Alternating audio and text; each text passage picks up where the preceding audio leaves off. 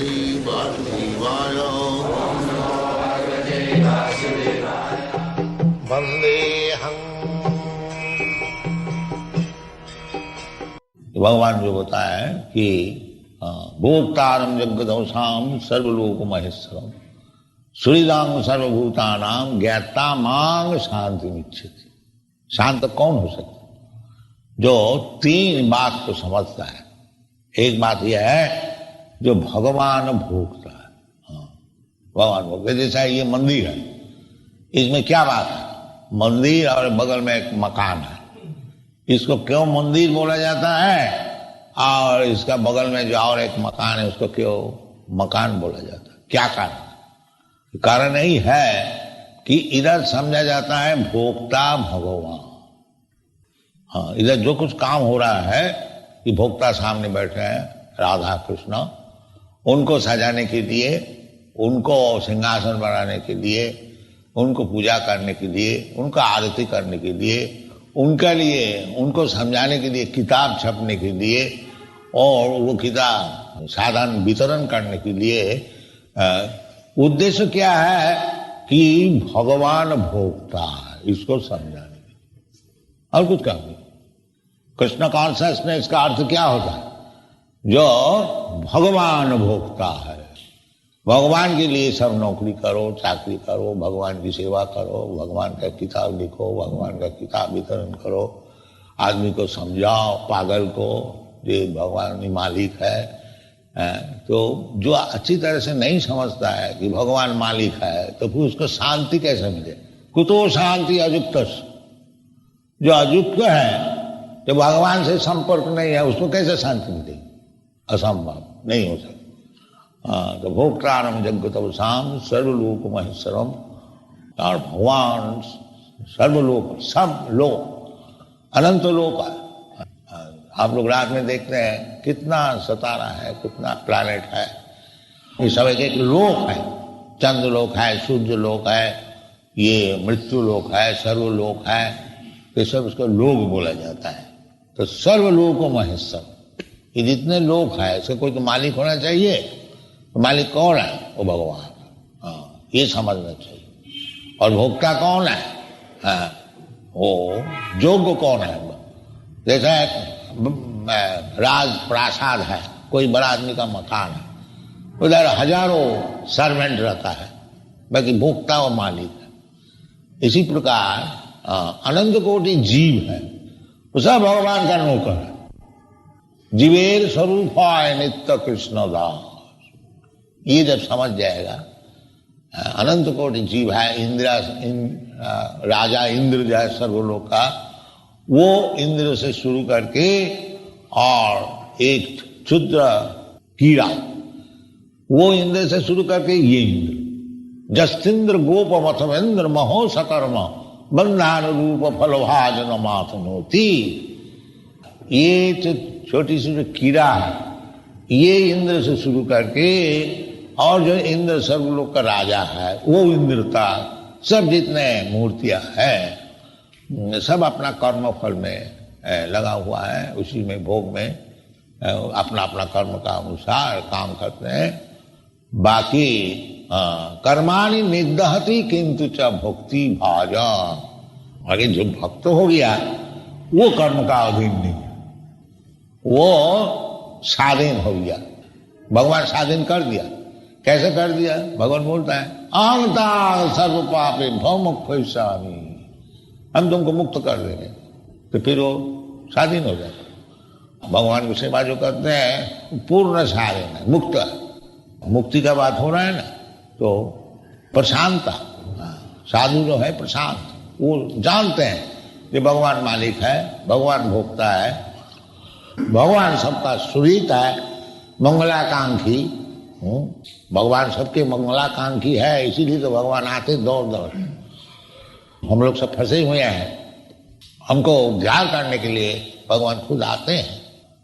तो भगवान को समझना चाहिए, समझने से शांति, प्रशांत्या, विमन्नव, विमन्नव, बिल्कुल द्वेष रहित, कोई प्रकार का राग, गुस्सा, विद्वेष ये नहीं है। विमन्नवा सुहृद, सबके मंगल चाहते हैं, सबके मंगल चाहते हैं।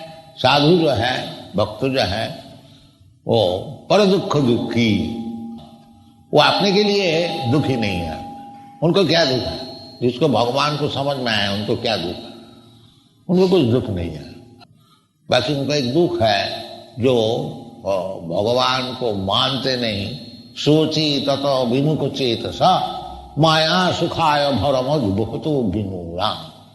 जो भक्त लोग हैं उनका यही दुख है कि ये मूर्ख लोग माया सुख के लिए 2 10 बरस 50 बरस ज्यादा से ज्यादा 100 बरस, वो भी नहीं, वो सुख के लिए सब वर्जन करते हैं, भगवान को ही छोड़ते।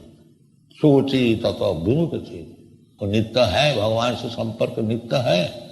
वो नित्य संपर्क छोड़ करके इस दुनिया में 10 20 50 वर्ष संपर्क जो है वही सोशलिज्म, दिसिज्म, नेशनलिज्म, शरीर से संपर्क, जहाँ शरीर छूट गया, कहाँ समाज रहा, कहाँ नेशन रहा, कहाँ परिवार रहा, सब नष्ट हो गया। तो माया सुख आया, इसको कहते हैं माया सुख। माया सुख मानी ये जो सुख समझते हैं वो सुख नहीं है, माया माया ये सुख नहीं है। तो माया सुखाय भरमद बहुत, ये माया सुख के लिए बड़े बड़े इंडस्ट्री करते हैं, बड़े बड़े शहर करते हैं, बड़े बड़े पॉलिटिशियन होते हैं और डिप्लोमेट होते हैं, सब कोई चाहते हैं उसको किस तरह से अंगली दिखा करके हम बड़ा हो जाएंगे, यही सब चलता है। भरमुद बहुत हो विमूढ़ा, ये विमूढ़ है। ये सुख में क्या है? ये सुख तो 2 दिन के लिए है। असल सुख जैसे मैं आत्मा और हमारा परमात्मा से संपर्क है, वो संपर्क हमको बनाना चाहिए और उससे जो सुख मिलता है, वो सुख मिलने से जंग लब्धा चाप रंग लाभंग मन्नते नाधिगम, फिर और कुछ सुख मांगना ही नहीं। जैसे ध्रुव महाराज कह दिया भगवान को, महाराज हमको और कुछ चाहिए नहीं, क्यों तुम इतना तपस्या किया और राज्य भोग करने के लिए लो, जो बोलता हमको ये सब जरूरत ही नहीं है।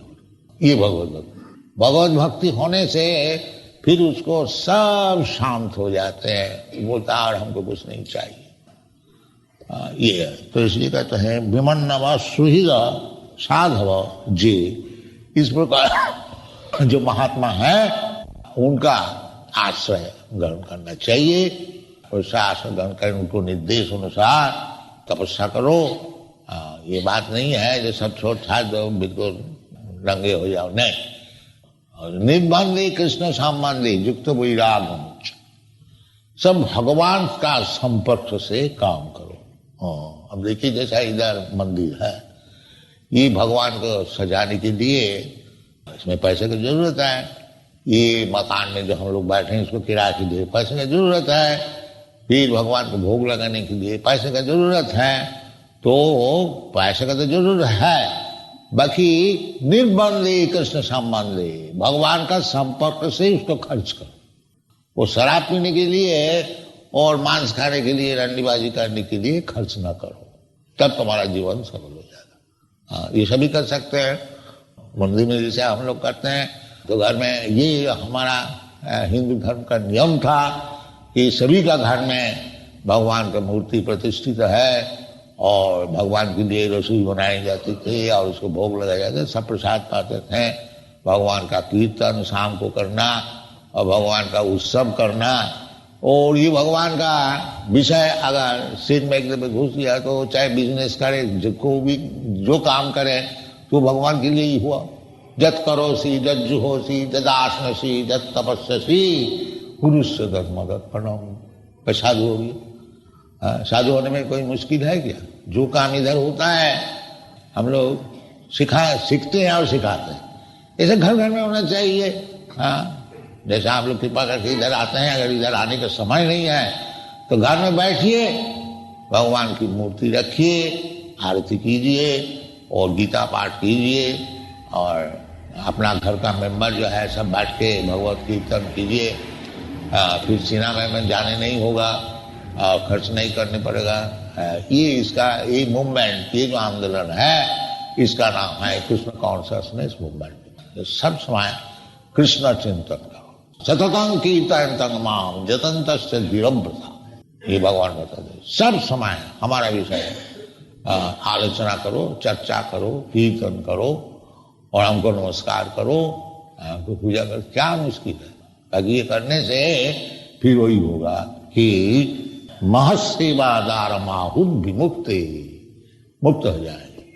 और इसको छोड़ दिया और केवल इंद्रिय तत्पर में लग गए, ये उचित नहीं है। न साधु मन नहीं जतो आत्मने हम असन्नपि क्लेश दयास देह। जब तक ये भौतिक शरीर मिलेगा तब तक हम लोग को क्लेश उठाने पड़ेगा जरूर। भौतिक शरीर भी रहे और मैं सुखी हो जाए, ये असंभव है, नहीं हो सकता। ये दुर्बुद्धि है, दुराशया जी बहिरर्थमानी। पूरा दुनिया जो चल रहा है कि शरीर का सुख होने से ही हमारा सुख हो जाएगा, ये बिल्कुल गलत बात है। नहीं, आत्मा का सुख होना चाहिए। आत्मा तभी सुखी होगा जब भगवत भजन करेगा। ये कृष्ण का अर्थ है। इस मोमेंट आप लोग इसको अच्छी तरह से समझिए और इसको कार्यक्रम में ले आइए, सब जीवन सुखी हो जाए। Thank you very much.